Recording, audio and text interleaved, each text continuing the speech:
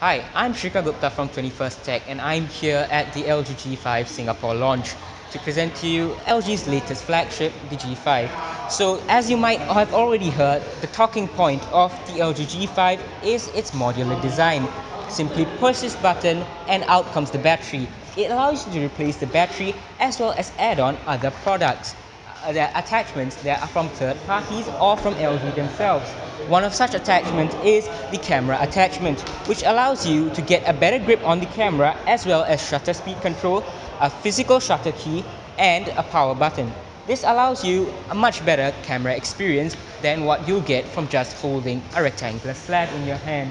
Another benefit of the camera attachment is that it also gives you 1200 milliamps of battery extra on top of what you already have.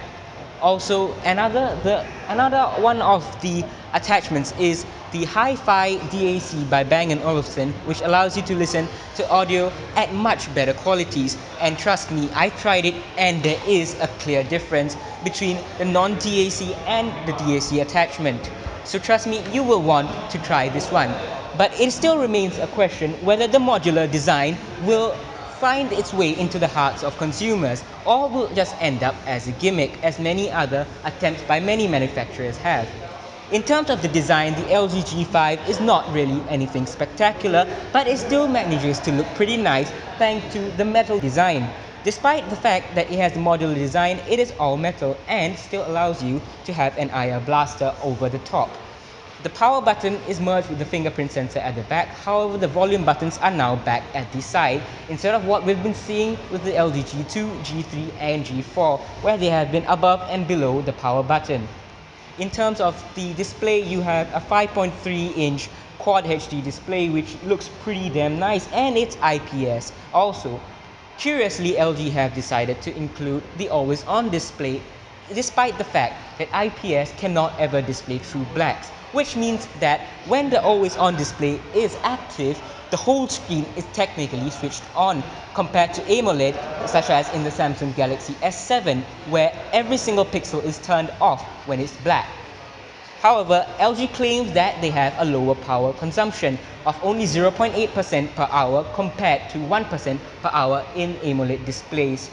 In terms of internals, we get the Snapdragon 820 in the LG G5 compared to the 808 in the LG G4. Also, the Snapdragon 820 is a much better processor than last year's 810, which suffered from terrible heat issues, which often caused battery life to plummet in most devices that had it. Internally, we also get 4GB of LPDDR4 RAM and 32GB of expandable storage with a micro SD card of up to 2TB. At the bottom, you have USB Type-C coverage, which allows you to improve your charging times as well as transfer files at a much faster rate. Other stuff that you also get with the LG G5 is Android 6.0 Marshmallow right out of the box. In terms of the fingerprint sensor speed, it is pretty speedy as well. In terms of the camera though, it is pretty interesting as well. We have the 16 megapixel normal field of vision camera as well as an 8 megapixel one that gives you a wider field of vision so you can get more stuff into your shot. You also get a pretty nice autofocusing speed no matter whether you're focusing from near to far or far to near. Colors are also captured accurately the moment you press the button. All in all, the LG G5 is pretty impressive from what we have seen from the G4. However, it still remains to see whether it can dethrone the popularity of Samsung's S7 as well as Apple's iPhone. So this is Shikha Gupta from 21st Tech and thank you for listening.